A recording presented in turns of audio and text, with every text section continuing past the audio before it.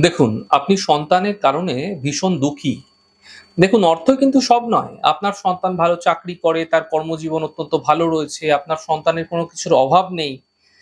তবুও মায়ের সঙ্গে, বাবার সঙ্গে তার সম্পর্ক খারাপ।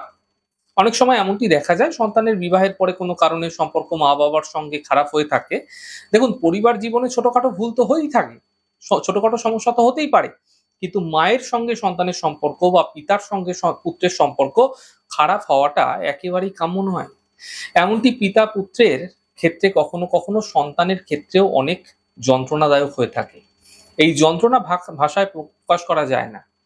যার হয় সে জানে। তো যদি আপনি সন্তানের মা আছেন অথবা আপনি সন্তানের বাবা আছেন, আপনার সঙ্গে আপনার সন্তানের সম্পর্ক দিন খারাপ হয়ে যাচ্ছে অথবা সম্পর্ক ভালো নেই, এমন ক্ষেত্রে আপনারা একটি ছোট্ট উপায় করে খুব ভালো ফল পেতে পারেন।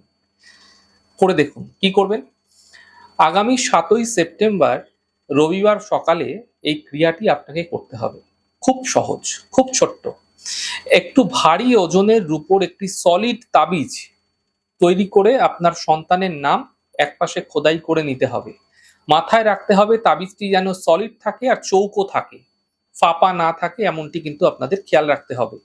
এরপর ওই তাবিজটি সকালে 8:30 থেকে 9টার মধ্যে গঙ্গা জল দ্বারা ধুয়ে মা লক্ষ্মীর চরণে স্পর্শ করে আপনার প্রার্থনা জানান, সন্তান সম্বন্ধীয় প্রার্থনা জানান, যেন তার সঙ্গে সম্পর্ক ভালো হয়ে যায়। এবং ওই 8:30 থেকে 9টা ওই ছোট্ট সময়কালের মধ্যেই কিন্তু আপনাকে ধারণ করতে হবে। কালো কার অথবা রূপোর চেনে আপনারা বা যেকোনো ধাতব চেনেও আপনারা ধারণ করতে পারেন।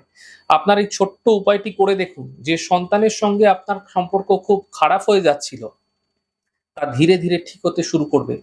সময়টা মাথায় রেখে করুন, ঈশ্বরের আশীর্বাদে সাফল্য অবশ্যই মিলবে।